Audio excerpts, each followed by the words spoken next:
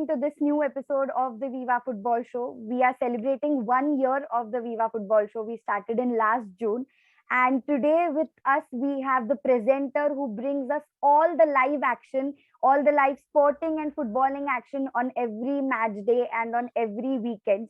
So as we all are gearing up for the new season, the countdown has already begun and we are checking what the transfer updates are and how our favorite club is prepping for the new season, the season previews and everything. The excitement of the sleepless nights is now going to start soon. So here's celebrating with us our 1 year special episode, Arpit, who is my personal favorite host and who has inspired me to start this YouTube channel. Like I earlier used to just express my passion and my interest about sports with my friends, with my family, with my father. But then watching these shows and watching all my favorite hosts on the TV just inspired me to start my own YouTube channel through Viva Football and connect with the footballing fraternity from all over the world in lockdown, which is our digital avatar, and catch up all the updates live from all over the world. So welcome Arpit on this special episode of the Viva Football Show. Thank you so much, Anaya. Thank you so much for having me and congratulations for completing a year. Well done on that. Thank you so much.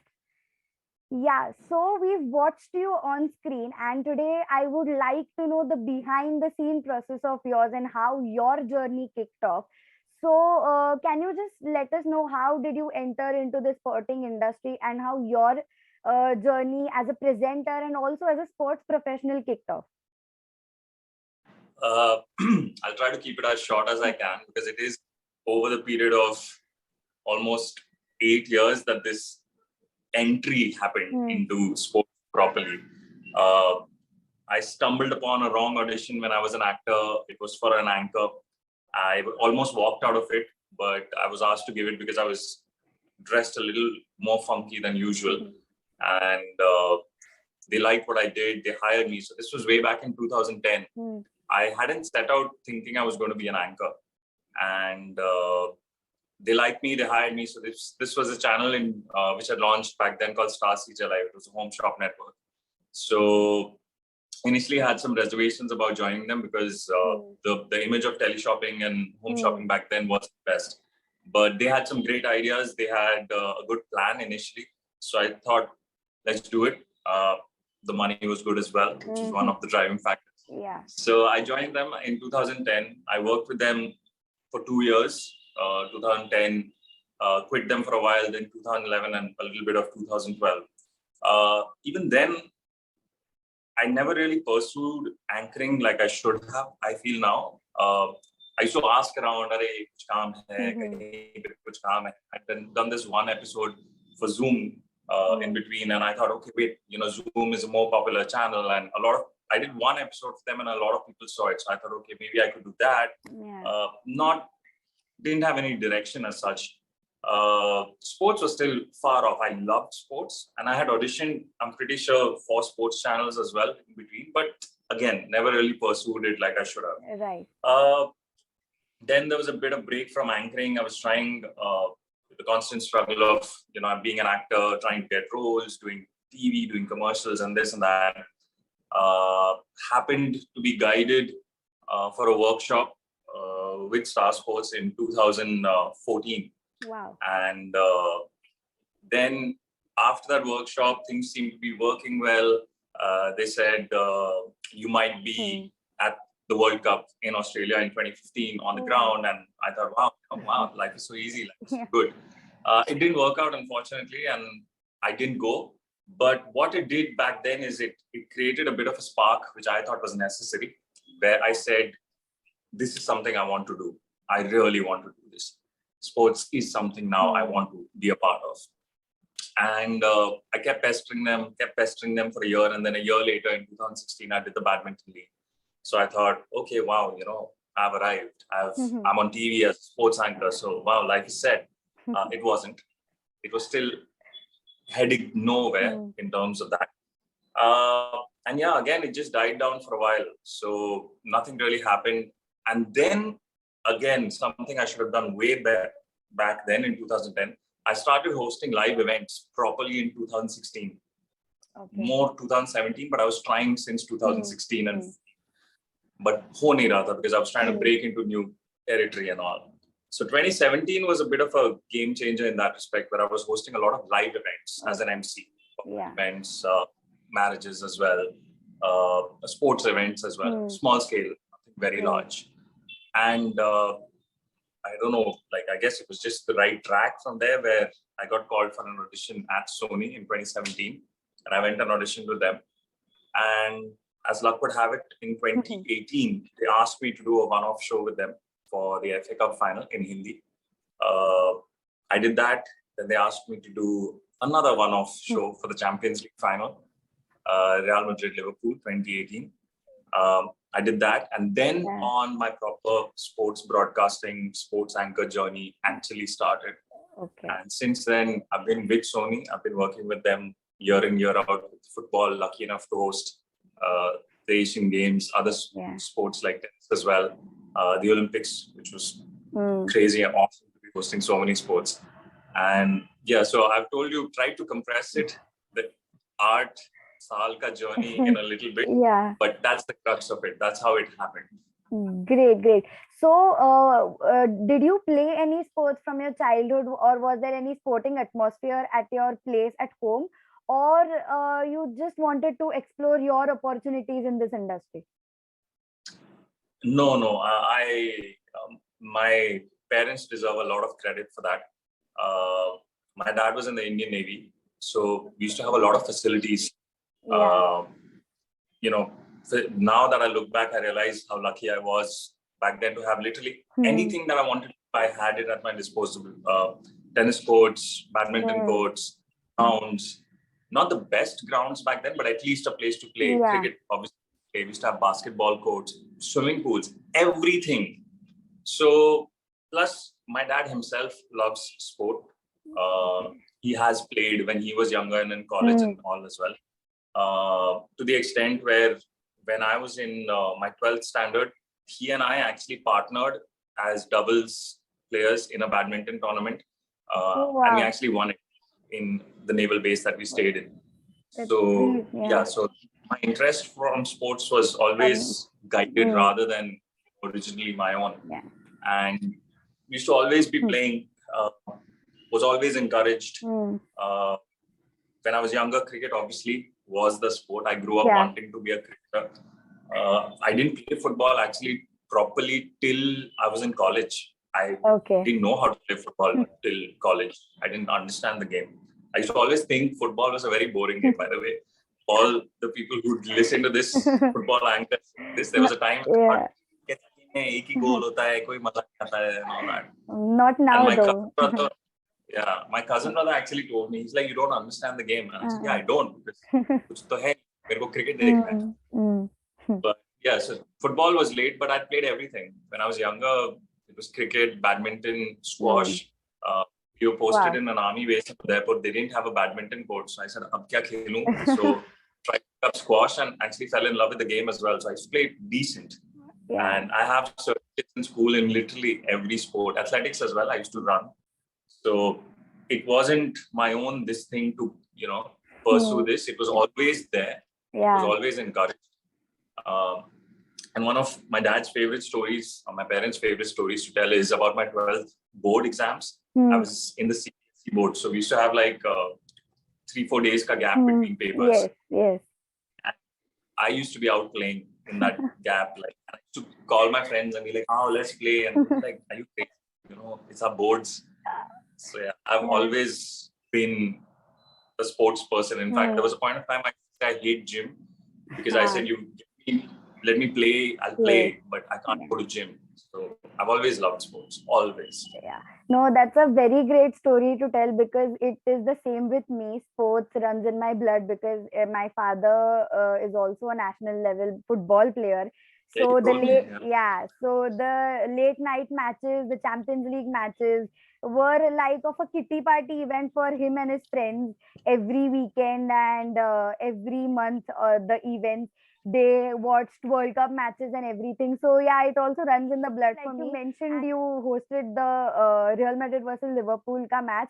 I myself, I am a diehard Real Madrid fan and an official member of the Pena Madridista de Pune and the Femino group as well. So yeah, I've been watching you and I've been seeing you since then. And yeah, now I recall all the match days that you used to cover in all in English as well as in Hindi, right? Yeah.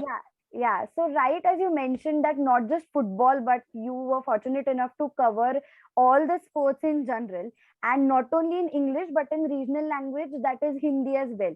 So while doing this and while having a broader perspective, what exactly do you need? Like you need the knowledge of everything, and how do you need to prepare, mold, and present yourself on screen? Okay. So in terms of football, like I said, because I love the sport, I don't need that much preparation. I always feel like the conversation I'm having with my friends, I'm having the same conversation. Only on TV, I try not to give too much information from my side. I try to get it from the experts who are sitting with me. But usually it's the crux of the conversation is the same. I'm pretty sure while you're sitting with your dad as well, right now you're talking about the transfers that are going on. Yeah. You're talking about why maybe United aren't doing this. You're talking about why Liverpool are letting Mane go and why, you're doing the same thing. I do pretty much the same thing. And it's my job, which is great. So football, not so much. But the other sports that I've hosted, I have a little knowledge about a lot of them because I have played a lot of them myself. I've watched a lot of them as well. But to present it, the truth is you don't need to know the sport inside out. It's better if you do. It's very good if you do. It's excellent. But if you don't, it's not a crime. You will still be able to do a show if you don't know a sport inside out. And I've done it. To give you an example, there was the horse riding event, and I have no idea about it. Wow. I genuinely have no idea about it. I've sat on a horse, and in younger days when Juhu Beach or kahin pe, that's the only time I've had an interaction with a horse. I've never watched a race on television because I don't understand what the context is. But I can still present it because what you need to do at the end of the day is you need to be a path, a medium where the information flow happens. You are not the information. Right. I am not the know-it-all of the sport. I'm just one of the mediums who's going to guide the conversation over there. And with respect to sports broadcast, this is a perception that a lot of people have when they're watching, right? That they think they know more than the anchor. And it's probably true. Let me just say it. It's probably true. There may be a sport and you may have more knowledge than the anchor. Undoubtedly. May. But we are not the guys who are doing all the hard work. We are not the guys. There are people behind the scenes who prepare and help out a lot more than we do, to be very honest. So there's a whole structure in place. There's a producer who comes up with how the show is going to go. There are people involved in searching data and getting information, creating graphics for you. These are not things I do. I'm luckily a part of that, where the face of it rather, where all the information just comes together. So you will always have people who will be there, who will be guiding you, who will be telling you about it. I've not ever tried weightlifting as a sport, very obviously, so I don't know what weightlifting is. But before I present it, before I talk about what Mirabai Chanu has done, I will read a little about it, and there will always be information given to me as well. I don't even need to always do it all on my own.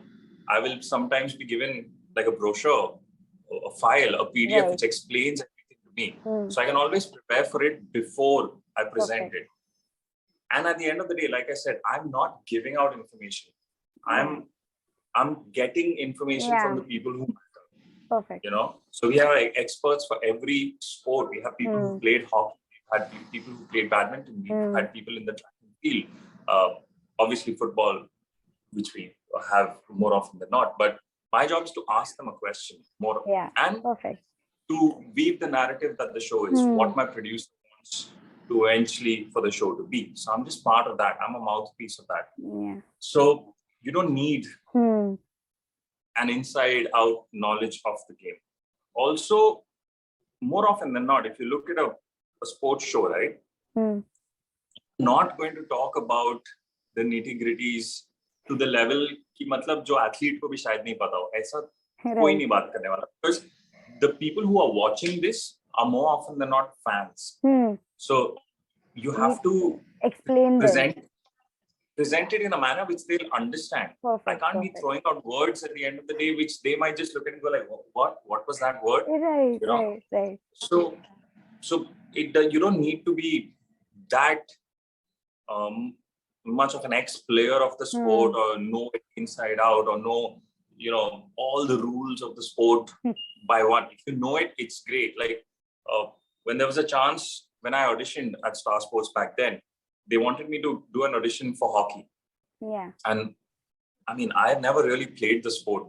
I tried it once, I got hit, so I never picked up a hockey stick again.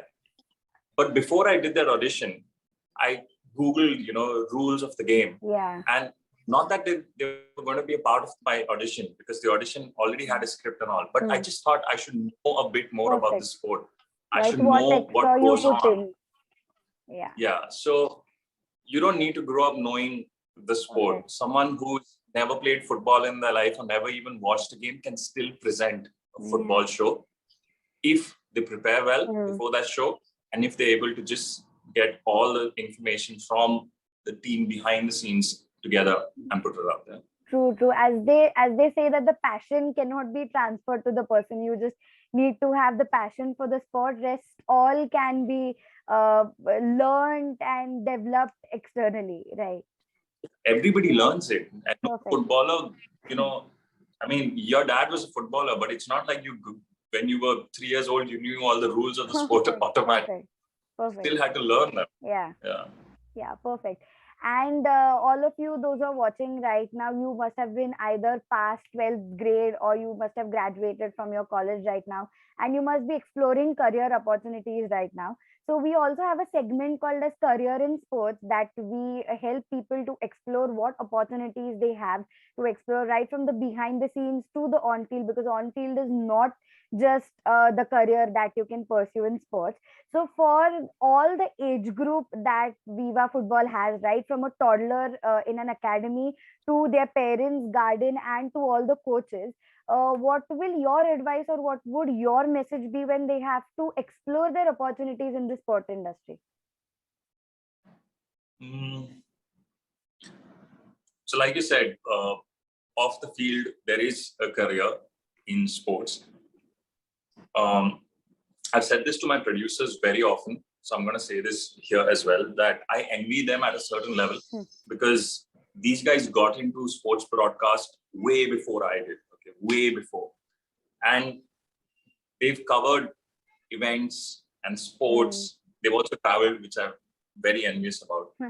But just to be a part of something which gives you such a thrill, sports, if you love it, obviously, I think is phenomenal. And I wish that way back then, even if I didn't become a cricketer, somewhere along the way, I had just gotten into the sports broadcast industry. Though, even when I started, it was still small and it's grown quite a lot since. So the career opportunities now are much more, which is great. So there is a career opportunity. The thing is, a lot of people look at sports broadcast and say, I want to be an anchor, which is great. But there are some very good sporting opportunities apart from that as well. You can cover a sport without being on screen. If you want to be on screen, I completely understand it. Of all the people, I completely understand it. But there are a lot of career opportunities apart from that as well. And you, I mean, I don't know if I'm supposed to say this, but you're going to start off on a journey like this very soon. And you won't be starting off, like where probably you dreamed to start or want to be. But no one does that in any industry. I started in IT. They didn't make me the CEO of the company. I started at a low level where all the donkey work was supposed to be done by me. And I had to stay in office to prove my worth. And if I even chose to leave at 6 o'clock, I used to be frowned on and say like, "Arey, aisa kaisa you're leaving." So the thing is, you all start somewhere. And the sports industry, the sports broadcast industry, at least in India, I feel is growing. The number of players who are getting into it is growing, which is always a good thing because it means more opportunities for more people. So please go out there. And like I said, I started this saying, I was envious of my producers because they've been part of this industry. They've been creating content around sports and different sports. Football, cricket, which of course are some of the most popular, tennis, athletics as well. We just went and did something last week where we spoke to athletes, about their journey and what their expectations are. And even the camera crew got pictures with the athletes, right? Because it's such a cool thing, It's such a cool thing to be around these people who are playing sport for a living. And these are people who probably aren't even as crazy about sports as we are. So it's just a great place to be. And there are a lot of opportunities. There is hard work. Definitely. It should never be a concept that because it's something I love, there's no hard work. No. There will be hard work. There will be days you might get frustrated. There will be days you might get exhausted and not want to do the work on that day. But I doubt what I felt at one point of time in my life for IT, where I just said, I can't do this. I don't feel that in sports. You'll never.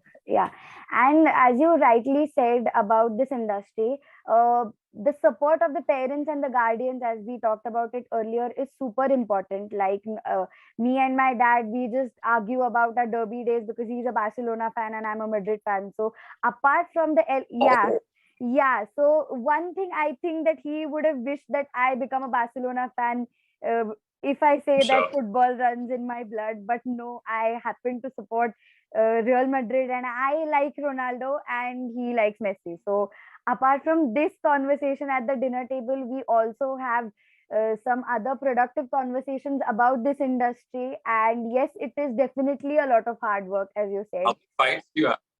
Many super. So it's like my father and his football ka jo group hai, all of them like Barcelona and Messi because of the hard work, and they have their own perceptions about Ronaldo, about Messi and everything. So they find ways to tease me, to just try to make me furious about it.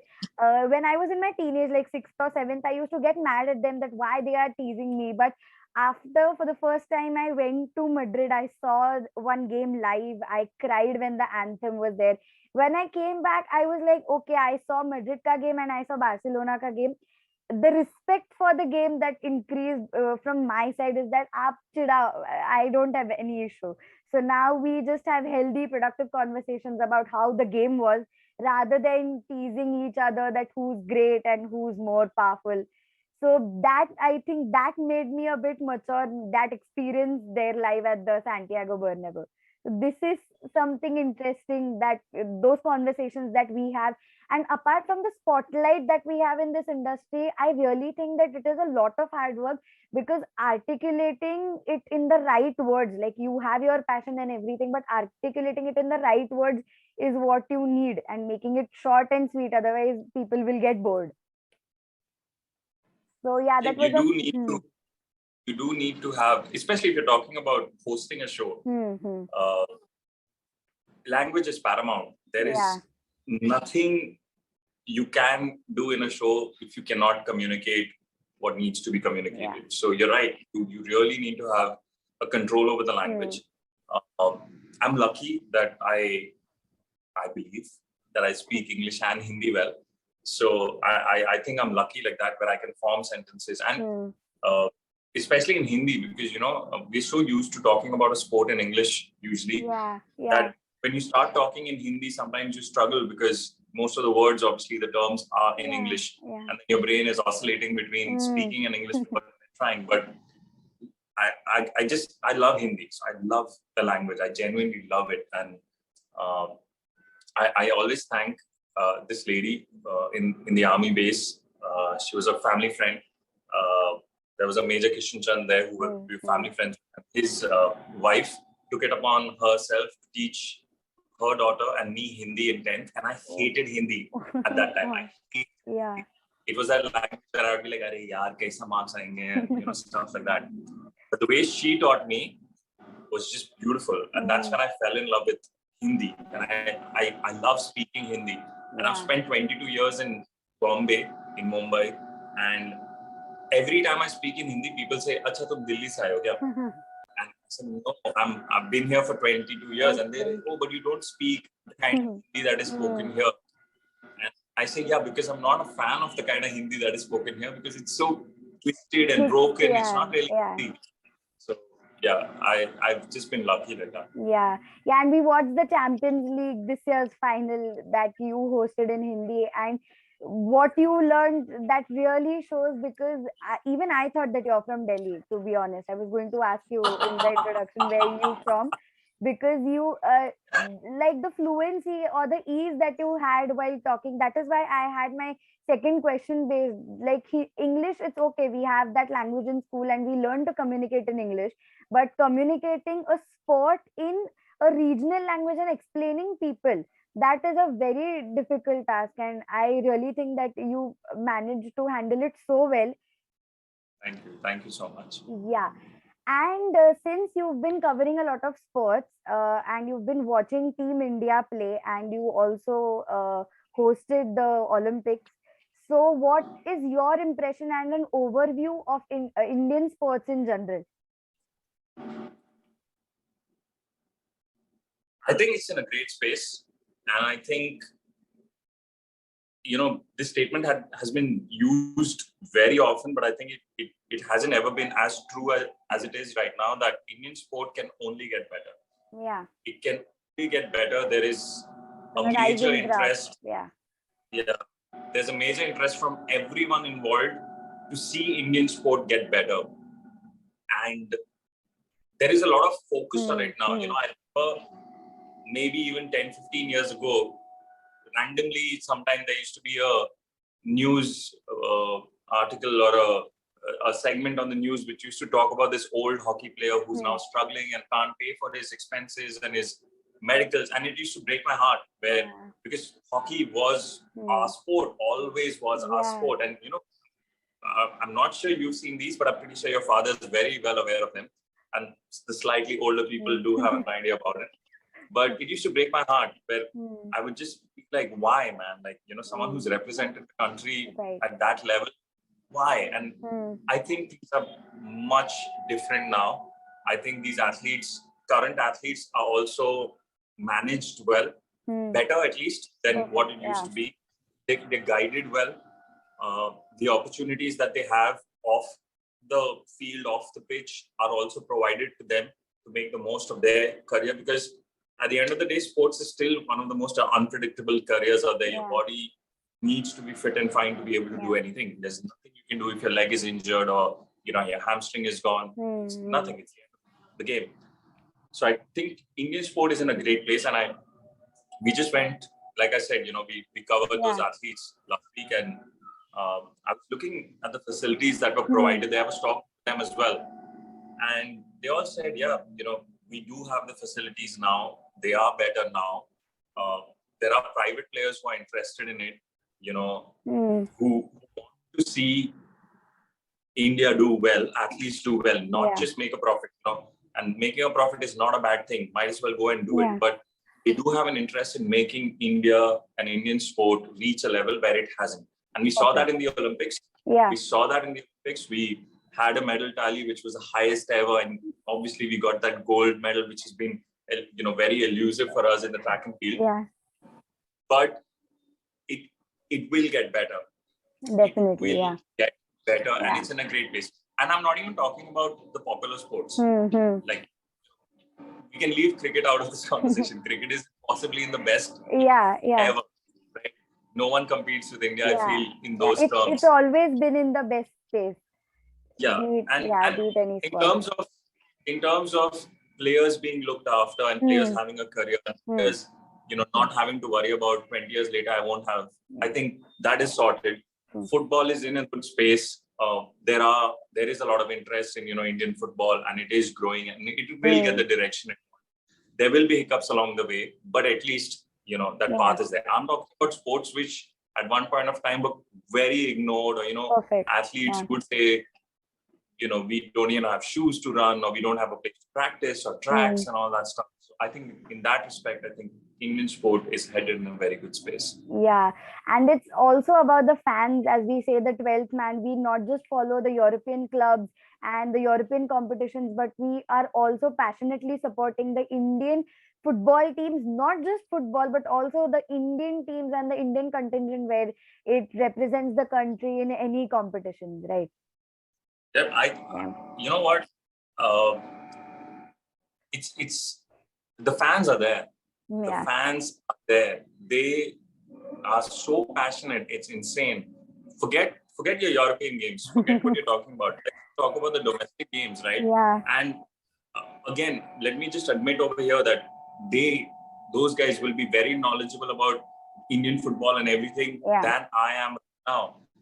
And I've heard stories like that. And I was lucky enough to chill with Sunil Chhetri during the World Cup, and I remember that conversation about him saying he put it out on social media that guys, we need you to come and fill the stadiums. You want us to do better, but you aren't here.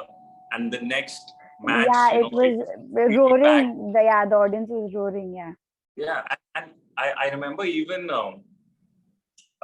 during the Olympics, right, when we were covering sports which aren't like the top sports or the prime sports or anything. When we started talking about golf, there were people waking up and tweeting at like 4 a.m. and 5 a.m. Also, the fans are always there. They need access, obviously, to see something, be able to support it. But yeah, there's no question about the fans in terms of their support for any sport out there. Perfect. Now, as we talked about the Indian sports and the overview and your impressions, we know that the Under-17 FIFA Women's World Cup is scheduled this October, and we are the host. And the draws were also out earlier this week. So, what is your impression and what are your views about women in sports? Because the participation on field and also off the field and behind the scenes is increasing, and not just passionately talking about sports, but professionally pursuing their career in sports. So, what are your views on that? It's very different from a few years ago, that's for sure. And when I say few years ago, I'm obviously referring to when we used to look at sports as an option, and it really wasn't. I mean, there are still people who, followed it with all their heart, but at that time, it was more about what the individual did and, people around them. But apart from that, the opportunities were really scarce. Like, people used to say stuff like, "Khel lo jitna khelna hai, lekin end mein to padhai hi karni hai," and, stuff like that. Overall, it's changed. Just overall, it's changed, where people do see a career in sports on the field. Broadcast is a lot more detailed now across sports. So people do see a sport and they say, okay, you know what? Biggest example rather, not simplest example, being the gold by Neeraj Chopra. He's gotten a gold. Everyone knows what the value of that gold is. It's been spoken about it so much. He's gone around the country talking about it. Everyone wants a piece of him. So, and what I heard when I went last week to talk to those athletes were like, since that goal, kids have just started picking up sticks and started throwing them. And that's necessary to give encouragement to sports. So overall, it's definitely better. And with women have always been making us proud in sports. It's not like now suddenly, the women are standing up, and they've always been there. They've always gotten us glory. They've always gotten us medals as well. I was lucky enough to speak to a couple of them during the course of our Olympics coverage as well. Anju Bobby George was there, and these are women who've been there, done that, and achieved a lot. But yes, even they will say now that things are better for the young girls who are choosing to make a career out of it. And I was lucky enough to speak to a few of the runners last week, and the likes of Duti Chand, the likes of Hima Das over there, Shabari Nanda as well. And Shabari Nanda, and I hope she won't mind this, but she's maybe one of the experienced campaigners. But a lot of these other women are young, they're younger. They are getting opportunities to go out there and show what they do. These women are getting the attention that they completely deserve. The opportunities are there. And when that talent is recognized, right, it is a struggle. At the end of the day, they're still going to struggle. They're still going to have to go through a lot of ups and downs, a lot of hiccups and everything like that. But the good part is, once they do something like that, the paths that open up for them are much better defined than what it was before. Perfect. In terms of football, you just spoke about the women's football tournament coming up. Dalima Chibber is on our show, quite often as an expert to talk about football. So I'm pretty sure there are girls who watch our shows as well and see Dalima Chibber and say, you know what?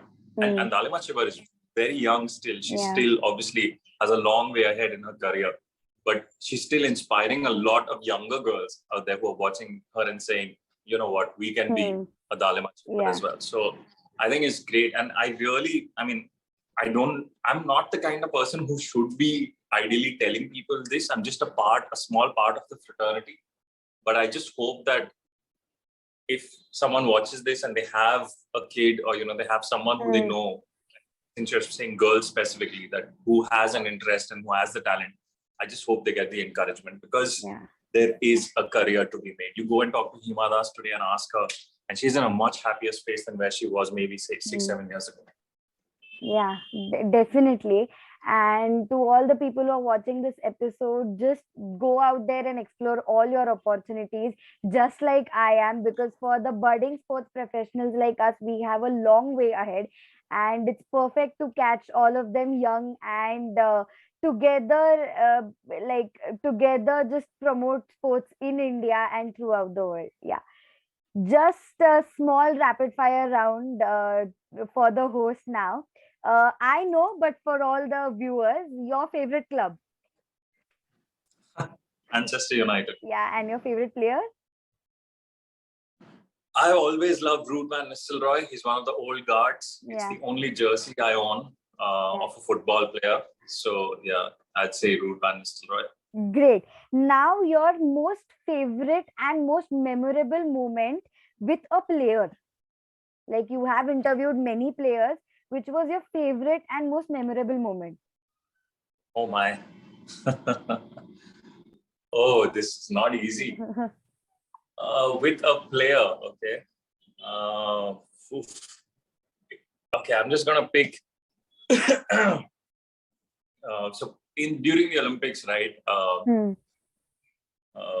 Mirabai Chanu came to talk to us after she won her medal. And it was the first medal, if I'm not mistaken, of the Olympics for us. And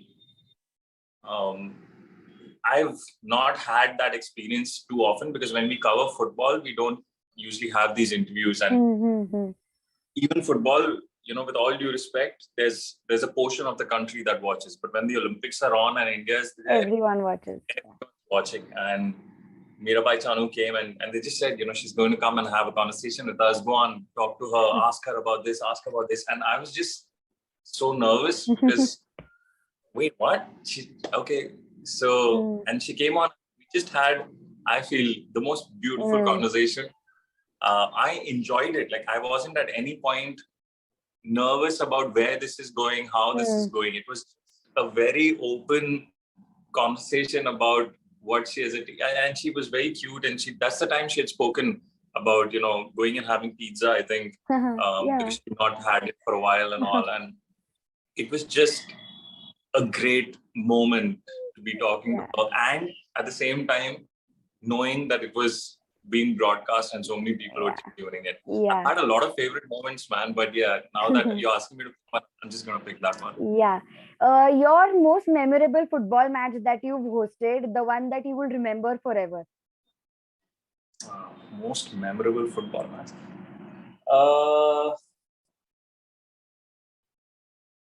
I guess the one I've hosted, this year, the Champions League had literally but I'll go back to the one where Manchester United was involved with PSG.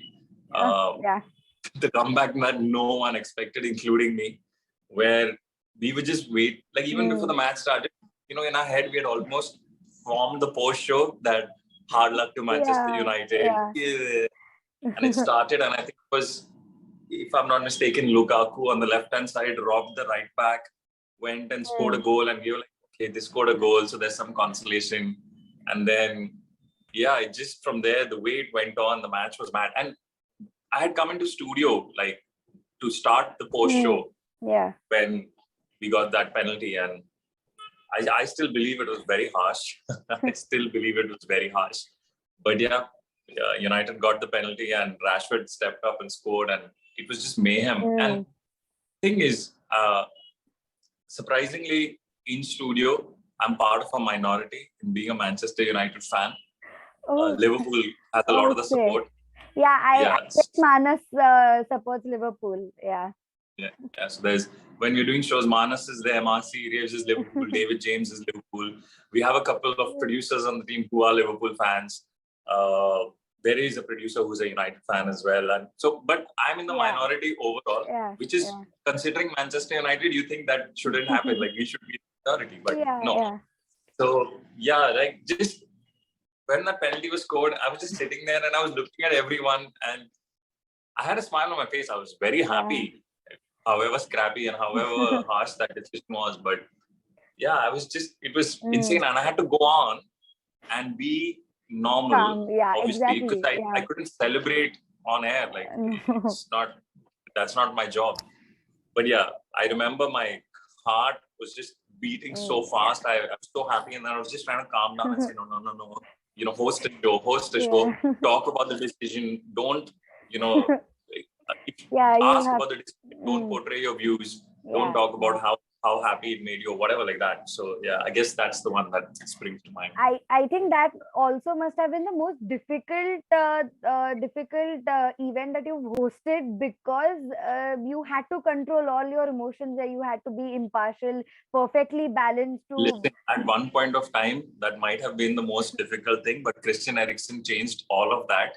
So there is nothing that comes close to, whether I'm a United fan or whatever, there is nothing that comes close to being the toughest moment I have had on television. That there is nothing that comes close. I mean, I can't even say ye ho sakta hai kya. So no, it's not the toughest moment I had for PSG.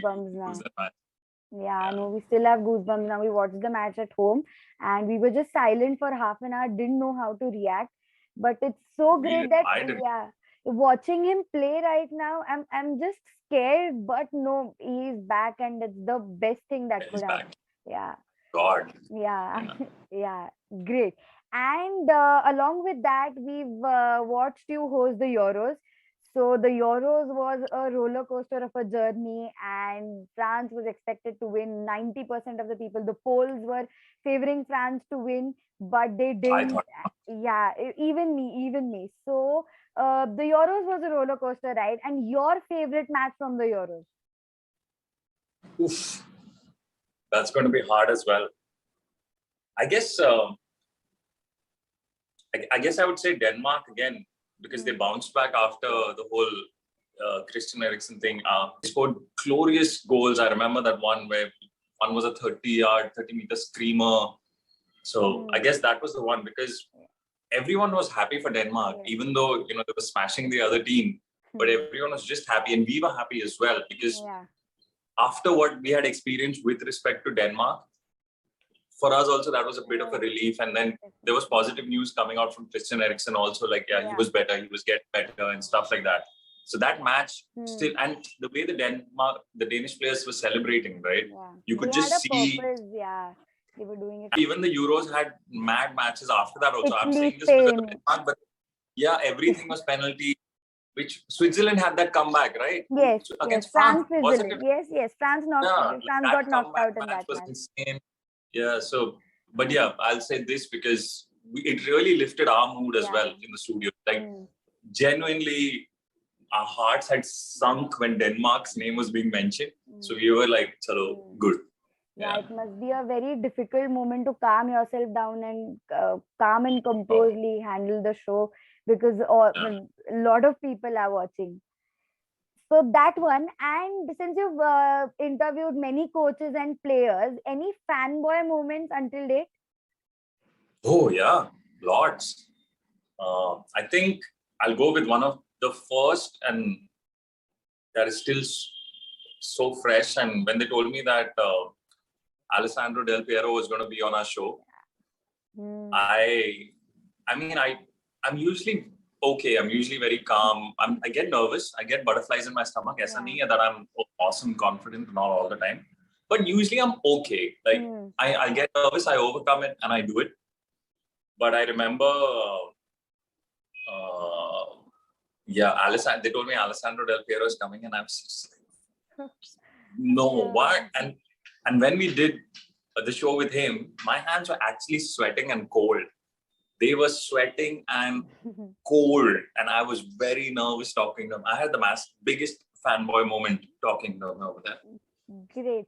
And now the last one, which is kind of like a fun one. Your most an embarrassing moment that you've had on screen, or a funny moment that you've had on screen that you wish never had happened. Is there any? So there's a lot, I'm sure. So the thing is, a lot of them get missed by a lot of people sometimes. But there's enough that get caught as well. There's enough. All of them are always caught by our team. Okay, they are always caught by our team, and I've been made fun of multiple times. So there are a lot of such incidents. I can remember one. I think it was the first year I was working with Sony, and we were doing an FA Cup match. And the first year that I worked with Sony, we were doing the Serie A, we were doing La Liga, and we were doing FA Cup literally in Jan on the same weekend, all three tournaments. So, there used to be a time where I'd be like, which player, which team, like on the same day, right? We used to literally toggle from La Liga to Serie A to FA Cup.